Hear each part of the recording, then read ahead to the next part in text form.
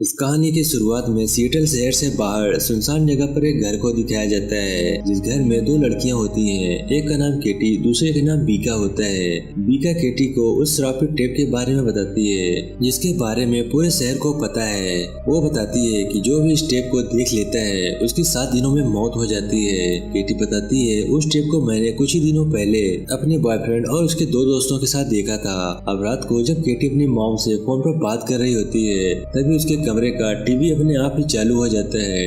केटी को लगता है कि ये इसकी दोस्त बीका ने किया है, इसीलिए वो टीवी को बंद कर देती है। लेकिन एक बार फिर से टीवी अपने आप ही ऑन हो जाता है और इस बार वो डर जाती है, इसीलिए वो टीवी के प्लग को निकाल देती है और अब उसे ऊपर से आवाज आना शुरू हो जाती है और वो धीरे धीरे सीढ़ियों से ऊपर जाती है और देखती है कि फर्श पर पानी है। वो कमरे का दरवाजा खोलती है और देखती है कि वहाँ पर भी टीवी ऑन है और तभी कोई केटी को मार देता है। उसकी डेथ हो जाती है। वहीं अब केटी के फ्यूनरल पर उसकी आंट भी आती है, जिसका नाम रिचल है, जो एक जर्नलिस्ट है। वो केटी की मॉम से पूछती है कि उसकी अचानक मौत कैसे हो गई। केटी की मॉम बताती है कि उसकी मौत दिल की धड़कन बंद होने से हुई थी, यानी कि उसे हार्ट अटैक आया था और ऐसा 16 साल की लड़की के साथ होना नामुमकिन है। इसीलिए मैं चाहती हूँ कि तुम इस केस का इन्वेस्टिगेशन कराओ।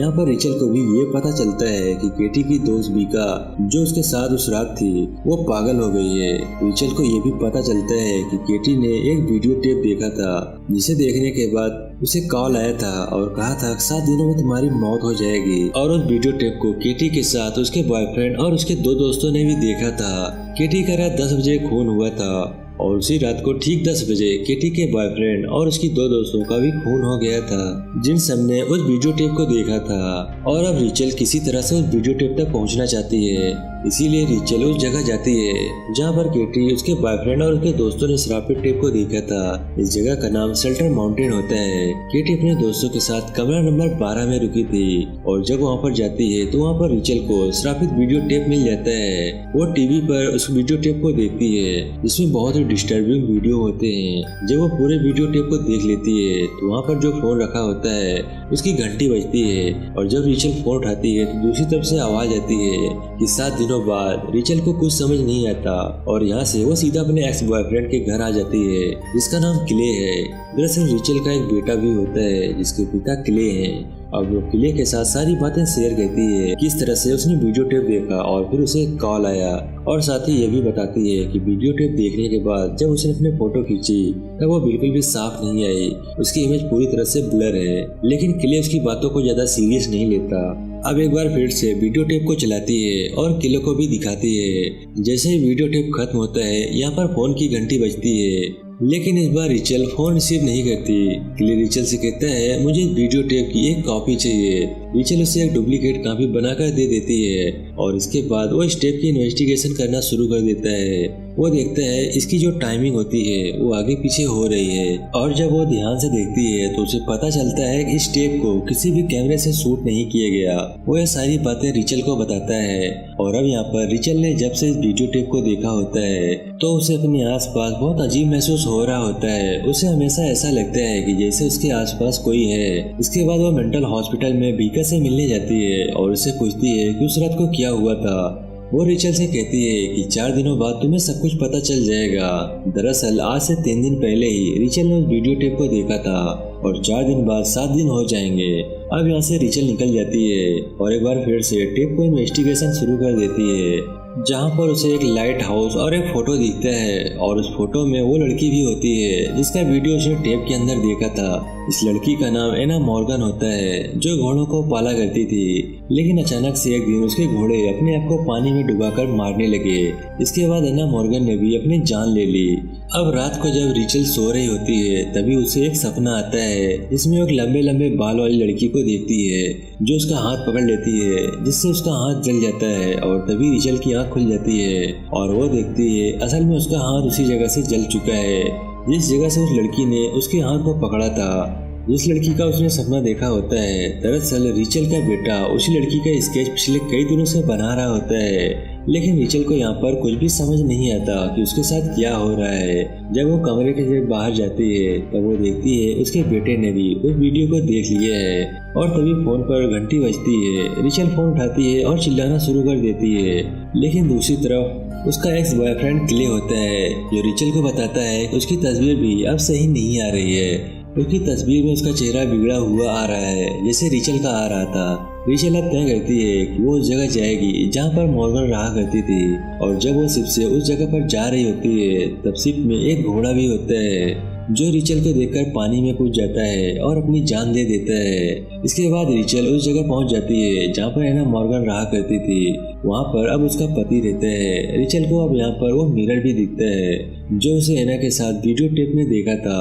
वो एना के पति से एना के बारे में पूछना चाहती है, लेकिन वो उसे कुछ भी बताने को तैयार नहीं था। इसके बाद रिचल बाहर आकर अपने बेटे को कॉल करती है और उसका बेटा बताता है कि मैं जो भी स्केच बनाता हूँ वो समारा मुझसे बनवाती है। समारा को घोड़े बिल्कुल भी पसंद नहीं है, लेकिन रिचल को नहीं पता कि समारा कौन है। उसके बाद रिचल यहाँ के साइकेट्रिक हॉस्पिटल में जाती है और उस डॉक्टर से मिलती है जिसने एना का इलाज किया था। वो डॉक्टर बताती है एना और उसके पति ने एक लड़की को अडॉप्ट किया था जिसका नाम समारा था। समारा के आने के बाद ही एना के घोड़े अपने आप को पानी में डुबाकर मार दिया करते थे, और उसी के बाद एना की दिमागी हालत खराब हुई।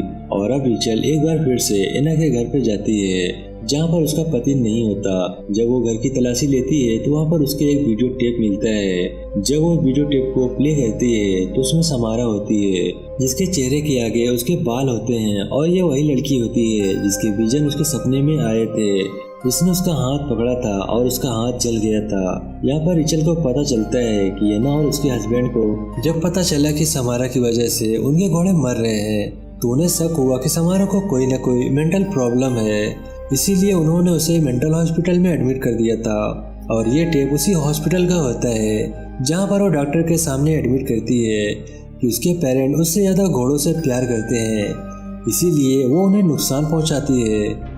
वो ऐसे विजन दिखाती है जिनसे उन्हें परेशानी होती है। दरअसल समारा के पास ऐसी शक्ति होती है जिससे वो किसी को भी कैसा भी विजन दिखा सकती है, और उसने ऐसे ही विजन अपनी मॉम को यानी कि एना को दिखाए थे, जिससे उसकी हालत खराब होना शुरू हो गई थी। और इसके बाद एना और उसके पति ने उसे घोड़ों के अस्तबल के ऊपर सोने के लिए मजबूर किया। घोड़ों की आवाज़ों से वो परेशान हो जाया करती थी, इसीलिए उसे घोड़ों से नफरत हो गई और उसने अपनी दिमागी शक्ति से घोड़ों को खुद को अपनी जान लेने पर मजबूर किया। अब उसे समझ में आ चुका है कि समारा क्यों घोड़ों से नफरत करती थी। तभी यहाँ पर एना का हस्बैंड आ जाता है, जो पीछे से एना पर हमला करता है और टीवी को उठाकर बाथरूम में ले जाता है, जहाँ वो देखता है कि बाथटब पूरी तरह से भरा हुआ है। वो रिचल से कहता है तुम्हें उसकी आवाज़ें सुनाई देती है, इसका मतलब ये है कि वो अब भी जिंदा है। वो दिन रात कभी भी नहीं सोती थी और अब उसे कोई नहीं बच सकता। रिचल कहती है मैं अपने बच्चे को बचाना चाहती हूँ, नहीं तो वो मारा जाएगा। एना का हस्बैंड कहता है कि अब उसे कोई नहीं बचा सकता, और इसके बाद वो खुद अपनी जान ले लेता है। तभी यहाँ पर रिचल का एक्स बॉयफ्रेंड क्ले आ जाता है, जो उसे संभालता है, और ये दोनों के दोनों घर के पास बने हुए अस्तबल में जाते हैं, जहाँ पर एक लंबी सीढ़ी होती है। और जब ये सीढ़ी से ऊपर जाते हैं तो वहाँ पर रहने की जगह होती है। दरअसल समारा की वजह से जब एना की मेंटल हालत खराब होना शुरू हो गई थी तो उसे यहीं पर रखा गया था, जहाँ पर घोड़ों की आवाज़ से बहुत ज़्यादा डिस्टर्ब हुआ करती थी। इसीलिए उसने घोड़ों को विजन दिखाना शुरू कर दिया, जिस वजह से घोड़ों ने पानी में डूबकर अपनी जान दे दी। अब यहाँ पर इन्हें दीवार पर एक वॉलपेपर दिखता है। जब ये उस वॉलपेपर को हटाते हैं तो वहाँ पर एक जले हुए पेड़ की तस्वीर बनी हुई होती है, और उस पेड़ को रिचल ने शेल्टर माउंटेन के पास देखा होता है, जहाँ पर उसे श्रापित टेप मिला था। ये दोनों के दोनों समझ जाते हैं कि समारा का उस जगह से कोई ना कोई कनेक्शन है। ये दोनों के दोनों शेल्टर माउंट पहुँच जाते हैं, जहाँ पर केबिन नंबर 12 के अंदर जाते हैं, जहाँ पर वो टेप मिला था। और आज रिचल का 7वां दिन होता है, यानी कि आज उसकी मौत का दिन है। इस बात से उसका एक्स बॉयफ्रेंड के लिए बहुत ज़्यादा परेशान होता है। वो चीज़ों को उठाकर फेंकना शुरू कर देता है। तभी यहाँ पर कुछ मार्बल भी होते हैं जो फ्लोर पर गिर जाते हैं, और सब के सब मार्बल एक जगह इकट्ठे हो जाते हैं। वो समझ जाते हैं कि यहाँ फ्लोर के नीचे कुछ ना कुछ जरूर है। वो लकड़ी के फ्लोर को कुल्हाड़ी से काट देता है और देखता है नीचे एक कुआं है, और तभी रूम में अपने आप ही चीज़ें उधर उधर गिरना शुरू हो जाती हैं। इस वजह से रिचल कुएं के अंदर गिर जाती है, और इसके बाद ढक्कन अपने आप ही बंद हो जाता है। और तभी पानी के नीचे से एक हाथ निकलता है, जो रिचल का हाथ पकड़ लेता है और यहाँ पर रिचल को समारा का विजन आते हैं, जहाँ पर समारा एक कुएं के पास खड़ी होती है। तभी पीछे से एना आती है और वो उसे पीछे से धकेल कर उस पर ढक्कन बंद कर देती है। समारा कुएं में गिरने के बाद भी मरी नहीं थी, वो जिंदा थी।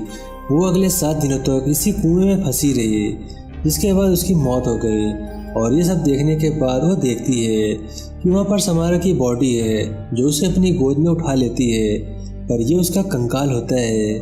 और अब यहाँ पर रिचल के बॉडी में जितने भी निशान थे, अब वो अपने आप ही गायब हो जाते हैं, यानी कि वो 7 दिन के श्राप से मुक्त हो गई थी। तभी उसे क्ले बताता है कि तुम्हारे 7 दिन अब पूरे हो चुके हैं, तुम अब भी जिंदा हो। यहाँ पर अथॉरिटी आ जाती है, जो रिचल को नीचे से ऊपर ले आती है। इसके बाद समारा की डेड बॉडी को पूरी रीति रिवाज के साथ दफना दिया जाता है, ताकि उसकी आत्मा को मुक्ति मिल जाए और कभी कोई इस श्राप से ना मरे।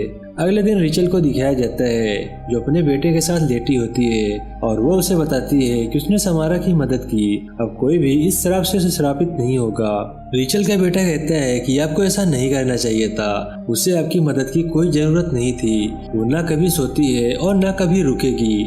और इसके बाद रिचल के बेटे के नाक से खून निकलना शुरू हो जाता है और उसके हाथ में समारा की उंगलियों के निशान भी आ जाते हैं। रिचल समझ जाती है कि समारा भी इस दुनिया में एग्जिस्ट करती है। इस बात से वो घबरा जाती है, क्योंकि आज किले का 7वां दिन होता है। आज से 6 दिन पहले उसने वीडियो टेप को देखा था, जो कि श्रापित है। किले अपने ऑफिस में होता है और जब वो अपने चाय को कप को उठाता है तो नीचे एक रिंग बन जाता है और तभी उसका टीवी अपने आप ही ऑन हो जाता है। इसमें उसी कुएं को दिखाया जाता है। इस कुएं के अंदर समारा को धकेला गया था।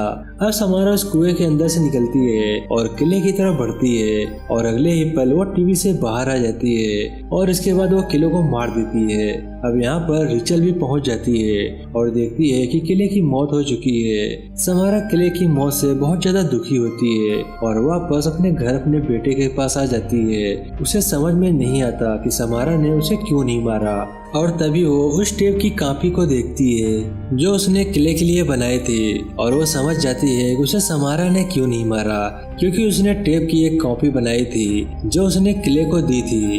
यानी कि समारा की जो कहानी है उसे और भी आगे बढ़ाया है, और जो भी ऐसा करेगा समारा उसे नहीं मारेगी। अब क्योंकि उसके बेटे ने भी टेप को देख लिया था, इसीलिए उस श्रापित टेप की कॉपी अपने बेटे के हाथों से बनवाती है। पर उसका बेटा पूछता है कि उसके साथ क्या होगा जो इस श्रापित टेप को देखेगा, लेकिन समारा उसकी बात का कोई भी जवाब नहीं देती। बस वो सिर्फ अपने बेटे की जान बचाना चाहती है। और इसी के साथ ये मूवी यहीं पर समाप्त हो जाती है। आपको हमारी वीडियो कैसी लगी कमेंट करके जरूर बताइएगा। मैं मिलता हूँ नेक्स्ट वीडियो में, तब तक के लिए बाय बाय।